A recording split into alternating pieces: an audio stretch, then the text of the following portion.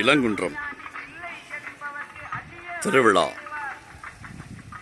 இளங்குன்றம் திருவிழாவிற்கு வரும்பொழுது எடுத்த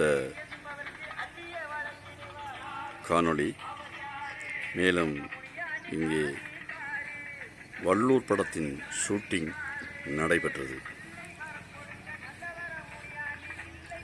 அதற்காகவும் வந்தபோது எடுத்த ஒரு வீடியோ காட்சி. இங்கே திருவிழா நடைபெற்றது, வள்ளி திருமணம் நாடகம் நடைபெற்றது. அதில்